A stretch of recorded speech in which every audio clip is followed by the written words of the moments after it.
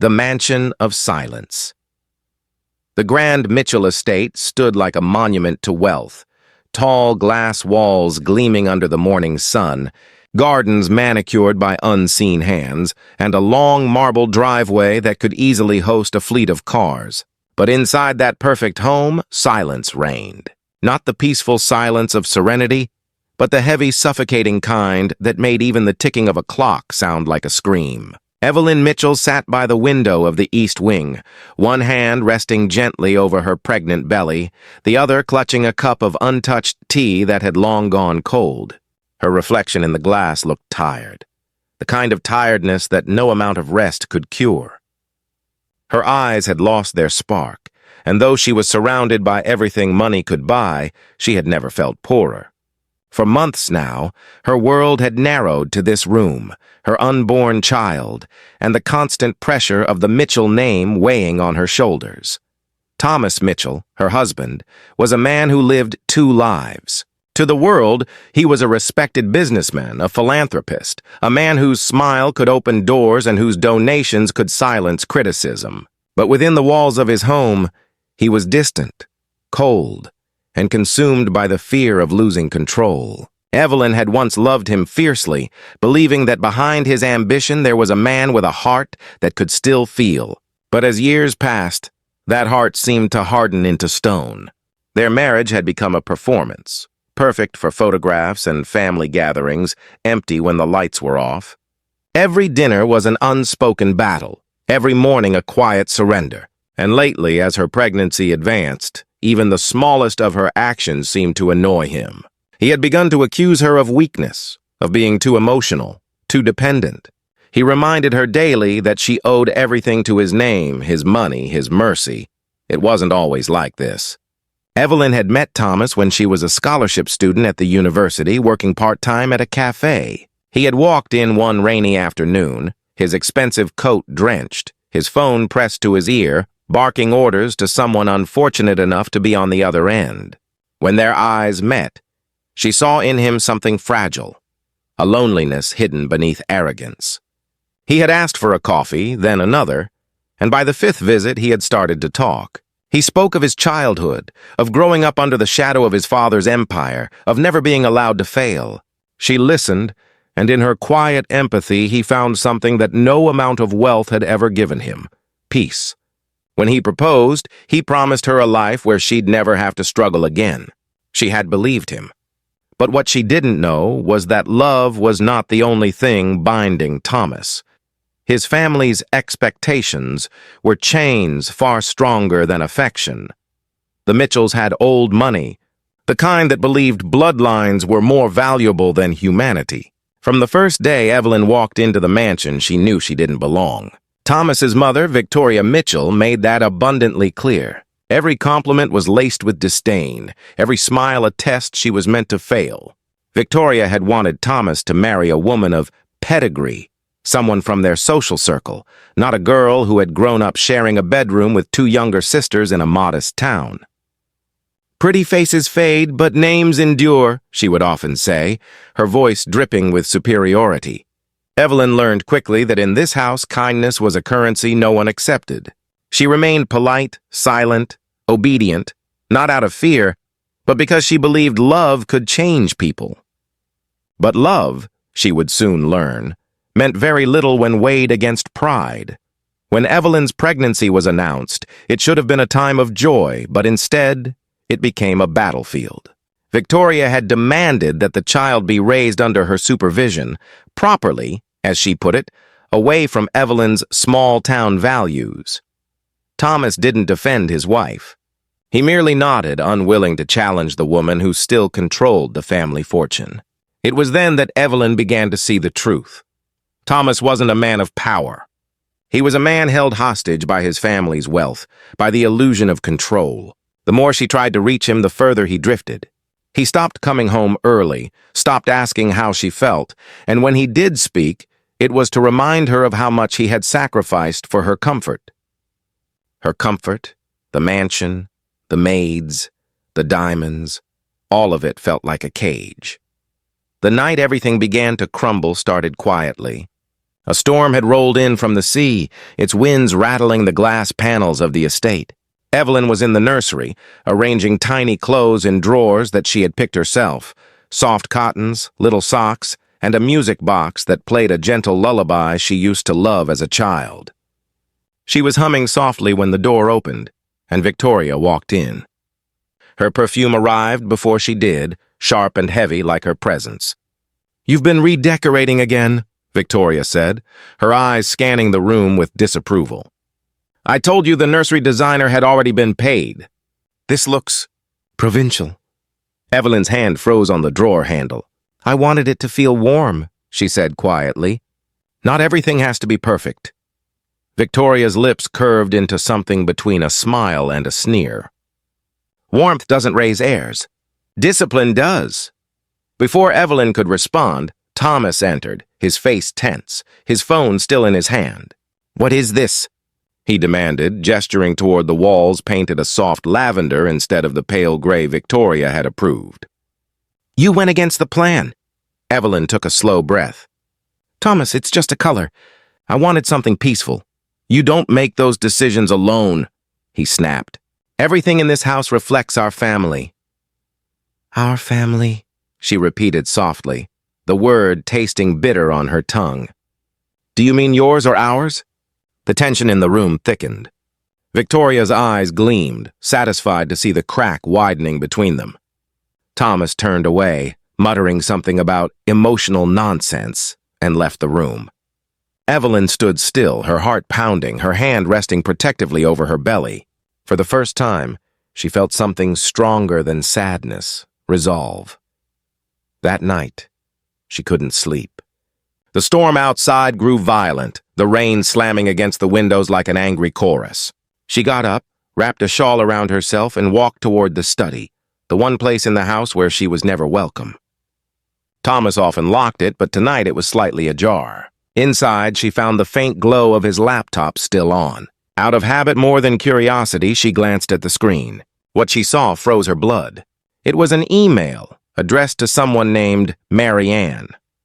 The words were tender, familiar, not the tone of a businessman, but of a man in love.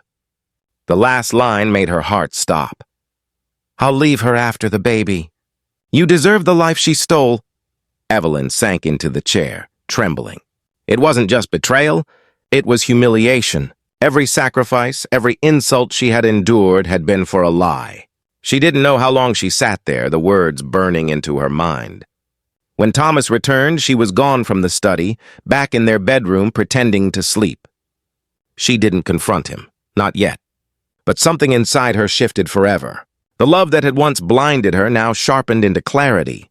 She knew she couldn't rely on him, not for protection, not for honesty, not even for decency. From that night onward, she began documenting everything. Every conversation, every insult, every manipulation. She didn't know why, only that something deep within her told her she would need it one day. As weeks passed, her world became quieter, more deliberate. She avoided confrontation, spoke softly, obeyed when spoken to, and played the role of the perfect wife. But beneath that calm exterior, she was gathering strength. Thomas grew more impatient, his guilt twisting into cruelty. The servants began to whisper about how Madame was losing her mind, stories Victoria was only too happy to spread. Evelyn didn't argue. She smiled, nodded, and recorded everything on the tiny camera she had hidden inside her locket. A gift from Thomas on their second anniversary, ironically engraved with the words, "Forever yours."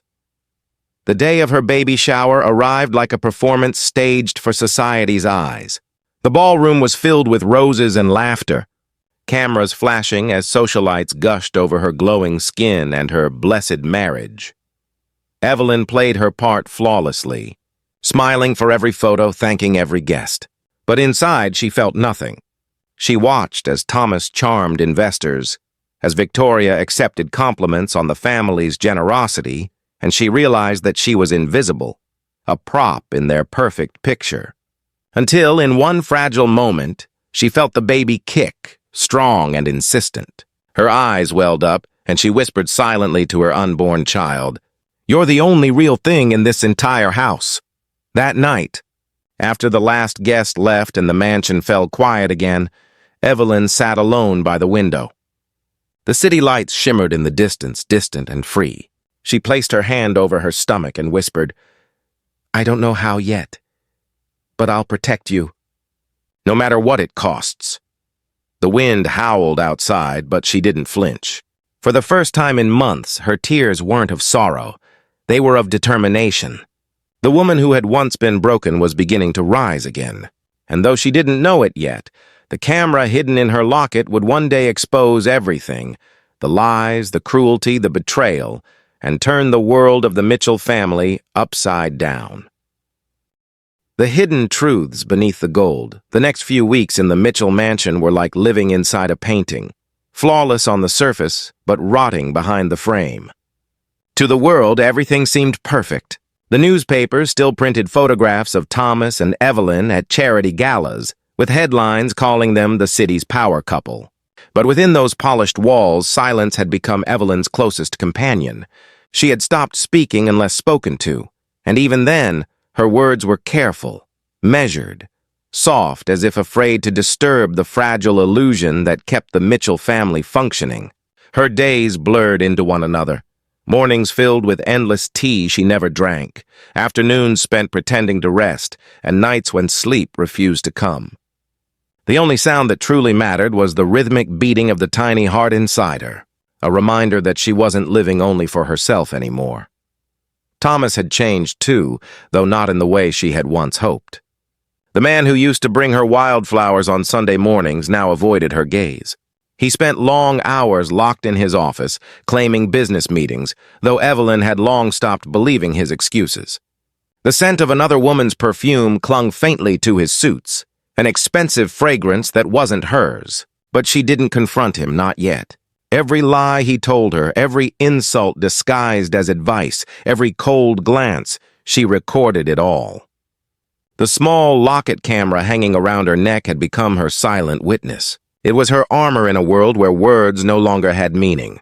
She had started organizing the recordings in secret, naming each file with dates and short notes. Insult before dinner, argument over nursery, threat from Victoria. It was dangerous, reckless even, but it gave her purpose, something no one could take away from her. Victoria's interference had grown stronger since the day of the baby shower. The older woman had started visiting her room daily, always with the same forced politeness that hid venom underneath. She would comment on everything: Evelyn's posture, her diet, the color of her maternity dresses. "You're gaining too much weight," she'd say one day, and the next, "You're not eating enough. You're endangering the child." It didn't matter what Evelyn did. It was always wrong in Victoria's eyes. But Evelyn had learned the art of silence. Each insult she absorbed became a layer of steel beneath her soft exterior.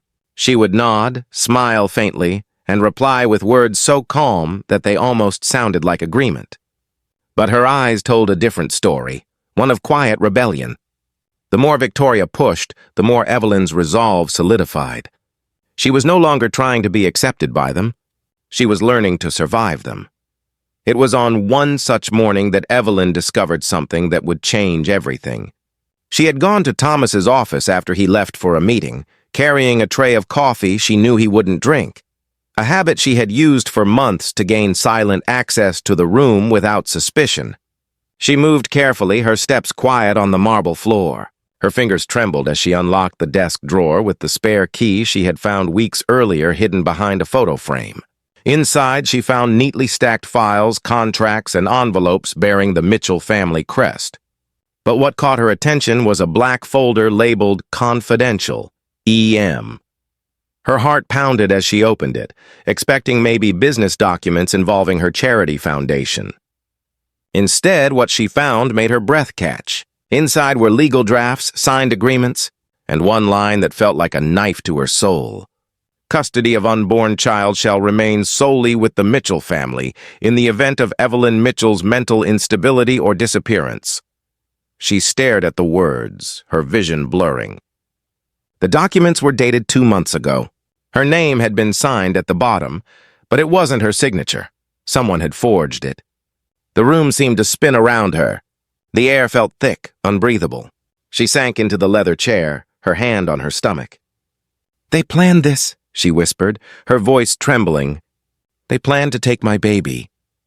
A sound escaped her. Not a sob, not a scream, but something raw and silent, like grief folding into itself. After several minutes, she wiped her tears and began photographing every page with her phone, making sure each detail was captured clearly. She knew better than to take the documents. That would alert them too soon. Instead, she placed everything back exactly as she had found it, smoothed the edges, and quietly left the room. That night, she couldn't bring herself to eat. Thomas noticed but said nothing. He was too busy scrolling through his phone, probably texting the woman from the emails. Across the table, Victoria observed her with a faint smile that made Evelyn's skin crawl. "You look pale, dear," she said, voice syrupy sweet. "I do hope you're not letting the hormones cloud your judgment." "Pregnancy can make women unstable." Thomas chuckled softly, not even looking up. Evelyn felt the weight of their mockery pressing down on her chest, but she forced herself to remain composed.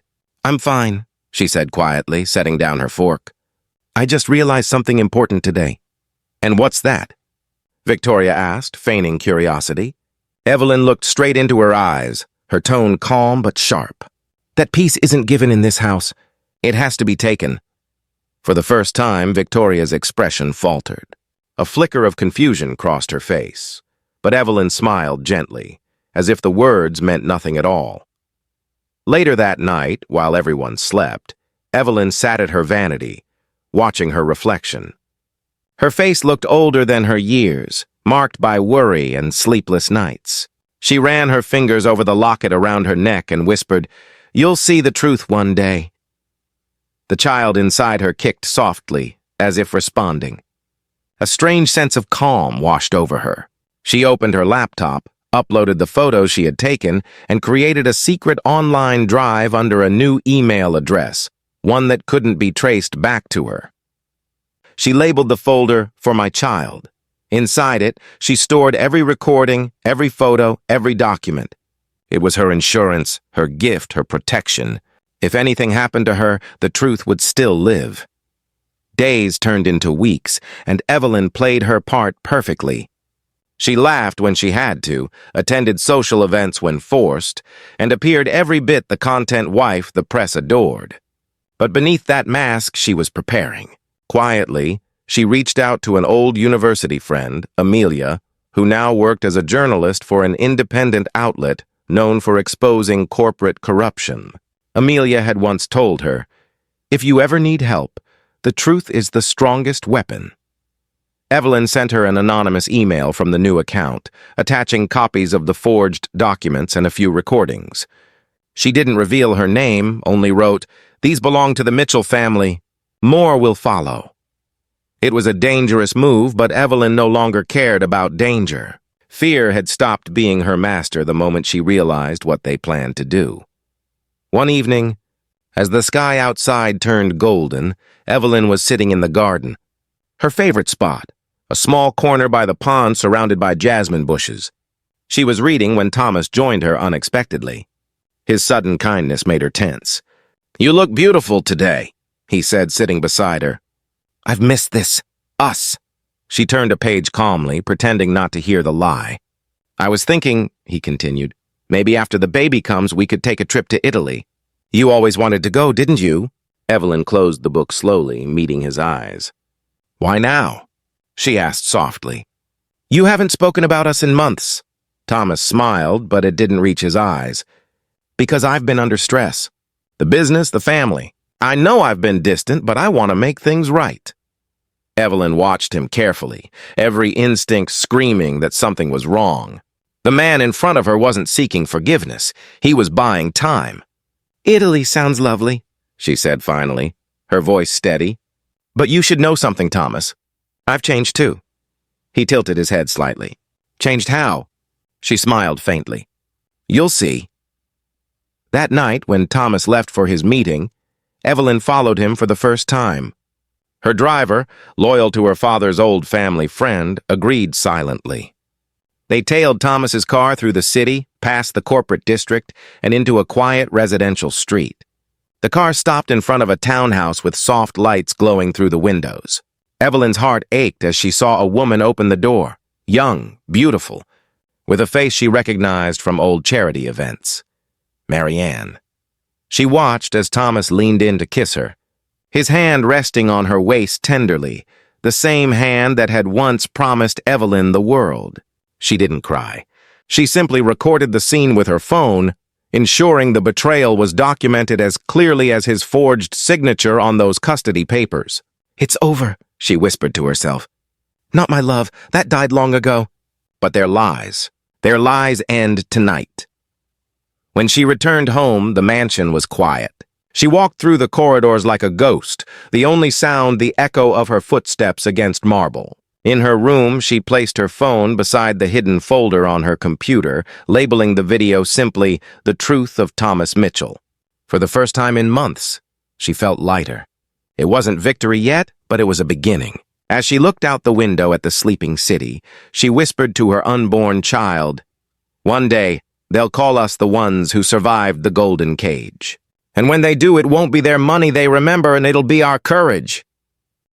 But Evelyn didn't know that her actions that night had already set things in motion. The walls of the mansion had ears, and one of them, a maid loyal to Victoria, had seen her follow Thomas. Before dawn, Victoria already knew. The game was no longer secret. What Evelyn believed to be preparation was about to become a battle, one that would test the limits of her strength, her love, and her faith in justice. And though the world outside still saw her as nothing more than a beautiful wife in a gilded cage, Evelyn Mitchell was no longer the woman they once controlled. She was now something far more dangerous, a woman who had nothing left to lose and everything left to protect. The night of shadows, the morning after Evelyn followed Thomas, the Mitchell mansion felt colder than usual, as if the marble floors themselves had absorbed the weight of secrets. The air was heavy with tension, the kind that made every breath feel measured and every glance suspicious. Evelyn moved through the corridors gracefully, carrying the same calm expression she had perfected, unaware that the quiet eyes of the staff watched her every step. Behind their polite bows and murmured greetings, whispers had already begun. Victoria had made sure of it. By sunrise, she had summoned the household staff into the grand dining hall, her posture regal, her words sharp and deliberate. "Mrs. Mitchell's health is declining," she had said, feigning sorrow. "Her moods are unstable, and we must all do what's best for her and the child."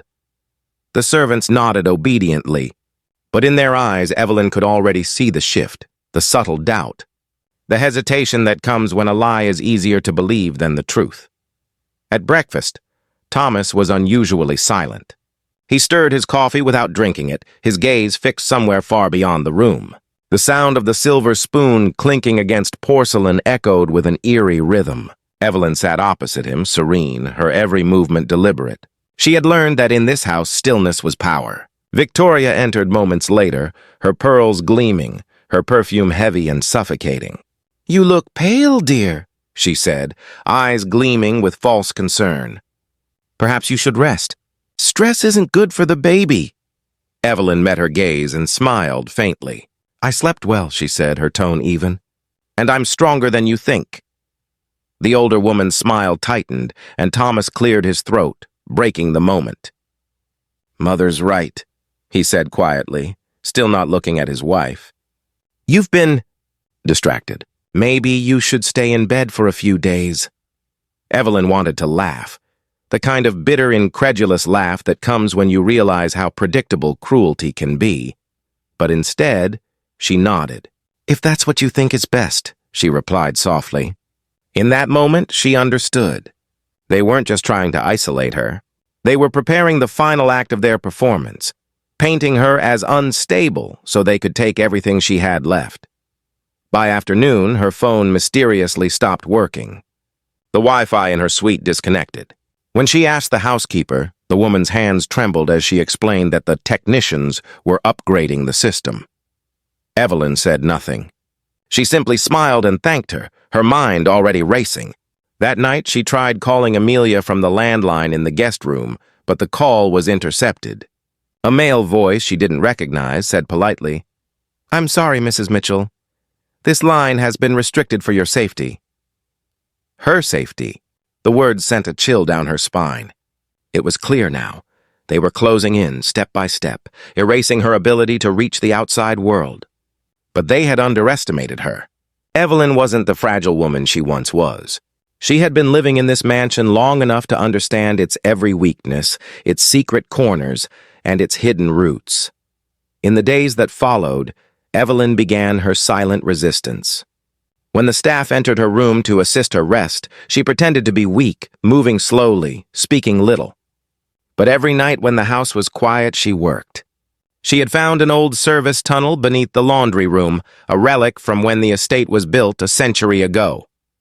It led to the outer gardens near the west gate. It became her secret passage, her only link to freedom. One cold evening, wrapped in a shawl, she made her way through it, her flashlight dim and flickering. The tunnel smelled of earth and dust, but it was a smell that meant hope. When she emerged on the other side, the city lights glowed faintly in the distance, like stars waiting for her. She walked to the small inn 2 blocks away, using cash she had secretly saved from the allowances Victoria had given her. There she borrowed a stranger's phone, an elderly woman who recognized her from a magazine cover but said nothing, and sent Amelia a single message. "They're watching me. Keep everything safe. If I disappear, release it all." The woman handed the phone back with tears in her eyes. "Be brave, dear," she whispered. "The truth always wins." Evelyn thanked her, her voice trembling, then walked back into the night, the weight of both fear and purpose pressing against her heart. When she returned to the mansion, Thomas was waiting. His expression was calm, too calm, the kind of calm that hides fury beneath it. "Where were you?" he asked softly. His voice was low but dangerous, the same tone he used when negotiating business deals that ended careers. Evelyn didn't flinch. "I went for a walk," she said simply. "You locked me in, Thomas. I needed air." His jaw tightened. "You know that's not true. You're imagining things." She tilted her head slightly, her gaze steady. "Am I?" For a brief second, his composure cracked. "You've changed," he muttered, pacing. "You used to be gentle. Now you sound defiant." "Maybe that's what happens when people stop listening," she said quietly. His eyes narrowed. "Don't start this again. You're making things worse for yourself." Evelyn smiled faintly. "I'm not the one afraid of the truth, Thomas." The silence that followed was suffocating. Then he said something that froze her blood. "Mother thinks it's time we brought in a professional to help you. Someone who can evaluate your condition." She understood immediately. They wanted a doctor to declare her unfit, to make the custody document legally binding. "I see," she whispered. "Then let them come." He looked at her in confusion. "You're agreeing?" She met his eyes and said softly, "You can't break a woman who's already been broken." The following morning, a doctor arrived. He was polite, middle-aged, with kind eyes that made her suspicious. His name was Dr. Warren, and he claimed to be a family psychiatrist. "Mrs. Mitchell," he said gently as they sat in the sitting room, "your husband and mother-in-law are concerned. They say you've been anxious, seeing things, hearing voices. Is that true?" Evelyn looked at him for a long moment before answering. "Tell me, doctor," she said calmly. "Have they told you that I record everything in this house?" His pen froze midair. "Record? Every word, every insult, every plan," she continued softly. "Would you like to hear it?" He blinked, uncertain. I wasn't aware." "Of course you weren't," she interrupted, still calm. "Because they only tell you what makes them look innocent." The doctor hesitated, clearly torn between professionalism and curiosity. "Mrs. Mitchell, if you're implying—" "I'm not implying," she said. "I'm offering proof." She reached for her locket, pressed a small button, and the soft sound of a recording filled the air. Thomas's voice, cruel and mocking, calling her unstable, followed by Victoria's laughter. Dr. Warren's expression shifted instantly. When the recording ended, Evelyn looked at him and said quietly, "Now tell me, doctor, who needs help here?" For several seconds, the man was speechless. Then quietly, he closed his notebook. "Thank you, Mrs. Mitchell," he said, standing. "That's all for today." She nodded, watching him leave, her heartbeat steady but her mind racing. She knew that once Thomas and Victoria realized the doctor wasn't going to cooperate, they would grow desperate. And desperate people were dangerous. That evening, Victoria confronted her privately in the library. The older woman's elegance was as sharp as ever, her pearls glinting in the dim light. "You think you're clever," she said, voice low and cold. "But cleverness doesn't protect you in this world, dear." "Obedience does." Evelyn looked up from her chair, her hands resting calmly on her belly. "Obedience is what you demand from servants, not daughters-in-law." Victoria's eyes darkened. "You've poisoned this family with your defiance. You've embarrassed us, defied us, disrespected everything we stand for." "If what you stand for is deceit," Evelyn said softly, "then I'll gladly be the disgrace." For the first time, Victoria's composure cracked. "You'll regret this," she hissed. "You'll lose everything." Evelyn rose slowly, her voice steady, her gaze unwavering. "I've already lost everything that mattered, except the truth.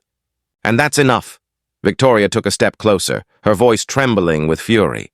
"You have no idea what you're dealing with, girl." Evelyn smiled faintly. "Neither do you." With that, she walked past her, the faint scent of jasmine lingering behind her, a quiet rebellion in the face of cruelty. That night, she couldn't sleep. The rain tapped softly against the windows, and the sound reminded her of the storm the night she had found the email. But this time, the fear that had once gripped her heart was gone. In its place was a quiet certainty, a strength born not from anger but from clarity. She knew that her freedom wouldn't come from escape alone. It would come from exposure. Every lie the Mitchells had built their empire upon was about to collapse under the weight of truth. She opened her laptop, uploaded the new recordings, and sent Amelia one final message. "When the storm comes, let it pour." She closed the lid, exhaled slowly, and pressed her palm against her belly. "Hold on, my love," she whispered. "We're almost free." But as the first light of dawn crept across the horizon, the sound of footsteps echoed outside her door. A new voice spoke softly, firm but unfamiliar. "Mrs. Mitchell, please open up. We're here from the hospital. It's about your condition." Evelyn froze. The storm had begun. The cage of gold, the knock on the door was not violent, yet it carried the kind of finality that made Evelyn's heart race. She rose slowly, the weight of her body and the life inside her making every movement deliberate.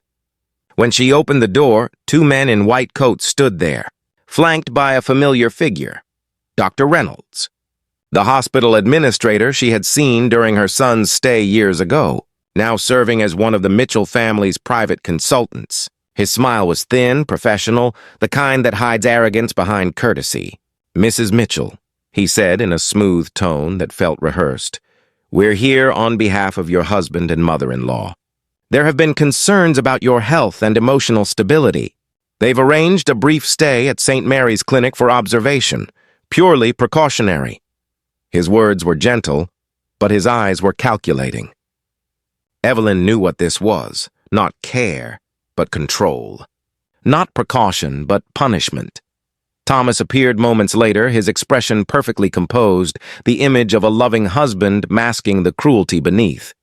"It's for your own good, Eve," he said softly, as if the sound of his voice could erase the betrayal in his eyes. "You've been under so much stress lately." "You need rest." Evelyn stared at him for a long moment, her silence sharp as glass. She saw in him not a man, but a coward wrapped in wealth, using others to fight the battles his own conscience could not bear. "And if I refuse?" she asked quietly. Victoria stepped forward then, her perfume heavy and suffocating, her voice dripping with feigned sorrow. "You wouldn't want to make a scene in front of the staff, dear. You know how rumors spread." Evelyn's jaw tightened, but she said nothing. She knew resistance now would mean force. Calmly, she turned back into the room, picked up her shawl, and draped it over her shoulders. "Very well," she said softly. "Let's go." The quiet composure in her voice unsettled them more than any protest could have. As the car rolled through the city streets, Evelyn stared out of the tinted window, the world outside passing in muted colors. The rain had returned, soft and steady, like tears the sky refused to hide. Her reflection stared back at her, pale, tired, yet steady-eyed. In that fleeting image, she saw both the woman she had been and the one she was becoming. At St. Mary's Clinic, they led her into a private room decorated to look more like a luxury suite than a hospital ward. Everything smelled sterile, clean, and false. The nurse, kind but distant, explained that she would be under a 72-hour evaluation. "Just routine observation, Mrs. Mitchell," she said gently. "Your family loves you and wants what's best." Evelyn gave a small nod, though inside she felt a cold anger rising. If this is love, she thought, then cruelty wears a mask of kindness. That night, when the halls grew quiet, she began to observe her surroundings. Every corner of the room had a small camera discreetly mounted, the red recording light faint but visible. She sat on the edge of the bed, her hand resting on her belly, whispering to the child who was her only companion. "They think they've trapped me," she murmured, her voice soft yet firm. "But they've only given me more proof." She reached into her hair, where beneath a loose strand, she had hidden a tiny micro SD card, the backup copy of her recordings, sealed in a capsule no bigger than a pill. She had sewn it into the hem of her robe the night before, anticipating something like this. Every move the Mitchells made, she was ready for. She had learned that survival was not about strength, but about preparation, knowing that truth was the one weapon her enemies could not disarm. The next morning, Dr. Reynolds returned, clipboard in hand, his expression neutral. "How are we feeling today?" he asked, pretending concern. "Trapped," she answered evenly. "But calm." He paused, perhaps unsure how to respond. "We'll be conducting a few standard assessments, nothing invasive." Evelyn smiled faintly. "Of course. You need evidence to prove what you already decided." His eyes flicked up, startled by her composure. "Mrs. Mitchell, you misunderstand." "No," she interrupted softly. "You misunderstand. I've seen the documents, the custody papers, the forged signatures. The only thing you're missing now is a report that calls me unfit. That's why you're here." For the first time, the polished mask of his professionalism slipped, and she saw the flicker of guilt in his eyes. "I'll have a nurse check your vitals," he said quickly, leaving the room before her words could linger. Evelyn smiled to herself. The truth had a way of unsettling even the most loyal accomplices. Meanwhile, outside those sterile walls, the world was beginning to shift. Amelia had received the final batch of Evelyn's recordings and documents. She had spent nights verifying, cross-checking, and consulting legal experts who warned her that publishing material against the Mitchell family would mean lawsuits and threats. But Amelia wasn't afraid. The first story she released was simple, an anonymous exposé titled "The Golden Cage: Secrets Behind a Billionaire's Family." It began circulating quietly at first, then exploded across news outlets and social media. The descriptions were precise: the forged custody agreement, the emotional abuse, the manipulation of medical professionals. Though no names were mentioned, it didn't take long for the public to guess. The internet became a storm, and the Mitchell family's pristine image began to crack. Reporters camped outside their estate, investors demanded answers, and whispers of internal investigations spread through Thomas's companies like wildfire. Evelyn didn't know yet, but the seeds she had planted were finally breaking through the soil of lies. Back in the clinic, her hours passed slowly. Nurses avoided her eyes now. The quiet respect that replaced pity was subtle but noticeable. They had read the headlines. One afternoon, as she sat by the window watching the rain, a young nurse slipped into her room and whispered, "We saw the article, ma'am. The truth is out there now." Evelyn's chest tightened, her throat thick with unspoken gratitude. "Thank you," she whispered back. That night, for the first time in months, she slept peacefully, her hand resting over her heart. By morning, everything changed. Thomas stormed into the clinic, his composure gone, his anger barely restrained. "What did you do?" he demanded, slamming the door behind him. "You've destroyed everything, the company, our name, my reputation." Evelyn looked at him with calm detachment, as if he were a stranger speaking nonsense. "I only showed the world what you hid," she said. "You destroyed yourself." His face twisted with fury. "You'll regret this," he hissed. "Do you have any idea what I can do?" She met his eyes, unflinching. "You already did your worst, and I survived." For a long moment, neither spoke. Then, slowly, Thomas's rage shifted into something darker. Fear. He realized that the power he had always held over her was gone. She no longer needed to shout, cry, or defend herself. Her silence was enough to undo him. Victoria arrived soon after, her usual elegance replaced by exhaustion. Her diamonds looked dull against the fading light. "Do you know what you've done, girl?" she said bitterly. "You've ruined this family. Everything your husband built?" Evelyn turned her gaze toward the window. "No," she said softly. "I've set it free from its own lies." The older woman laughed bitterly. "You think anyone will believe you? You think the world cares about your sob story?" Evelyn looked back at her, her voice calm but steady. "I don't need them to believe me. The truth believes itself." For the first time, Victoria seemed uncertain, as though the certainty that had carried her through decades of manipulation had finally faltered. She turned to leave, muttering under her breath, "You'll be nothing without us." Evelyn whispered to herself, "And everything because of it." The following day, Dr. Warren, the psychiatrist who had visited her before, returned, this time unannounced. He carried a small folder in his hands and closed the door quietly behind him. "Mrs. Mitchell," he said, his voice gentle but firm, "you're being discharged. Effective immediately." Evelyn blinked in disbelief. "Why?" He smiled faintly. "Because I submitted my report, and it says you're of sound mind, emotionally resilient, and under extreme psychological manipulation by your family." Her breath caught. "You—" "Sometimes," he interrupted softly. "Doing the right thing means standing against people who think they own the world." Evelyn felt tears well in her eyes, but she held them back, offering him the smallest, most genuine smile she had given anyone in months. "Thank you," she whispered. "Don't thank me," he replied. "Just live. That will be your victory."